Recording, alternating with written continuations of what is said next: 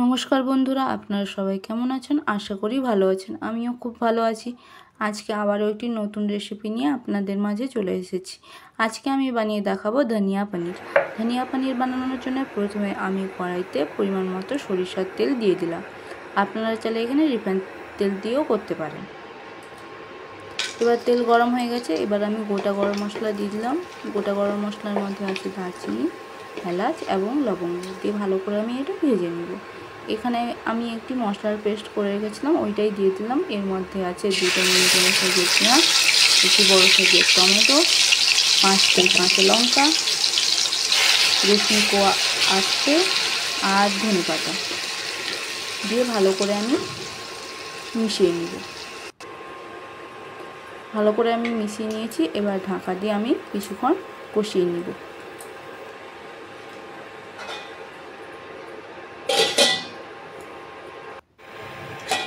এবার কিছুক্ষণ পরে ফিরে এলাম। মশলাটা অনেকটাই কষানো হয়ে গেছে। এবার আমি এখানে একটি গুঁড়ো মশলার পেস্ট দিব। এখানে গুঁড়ো মশলা পেস্টের জন্য আমি 1 বাটি দুধের মধ্যে পনির মশলা, 1 চামচ জিরে গুঁড়ো, 1 চামচ ধনে গুঁড়ো, 1 চামচ হলুদ গুঁড়ো, পরিমাণ মতো লবণ এবং আদা গুঁড়ো 1 চামচ দিয়ে মিশিয়ে রেখেছিলাম, ওইটাই দিয়ে দিলাম। দিয়ে ভালো করে আমি মশলার সাথে মিশিয়ে নিব। দিয়ে মশলাটা কিছুক্ষণ আমি কষিয়ে নিব।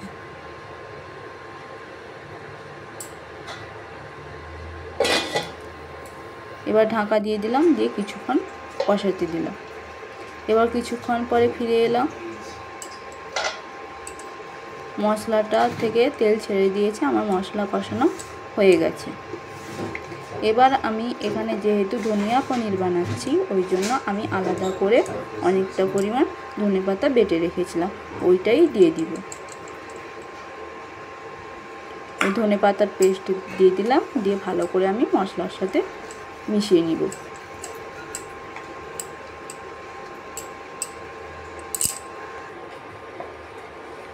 মশলার সাথে ভালো করে মেশানো হয়ে গেছে। এবার আমি কেটে রাখা পনির দিয়ে দিব।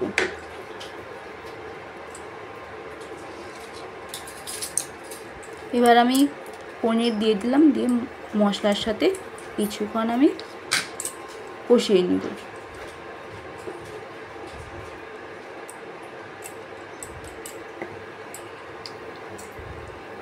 এই ধনিয়া পনিরের ক্ষেত্রে আমি এখানে কোনো জল ব্যবহার করব না।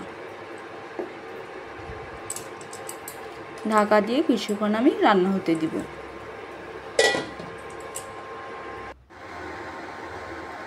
এবার কিছুক্ষণ পরে ফিরে এলাম। এবার পনিরটাকে ধীরে ধীরে আমি নাড়িয়ে দিব।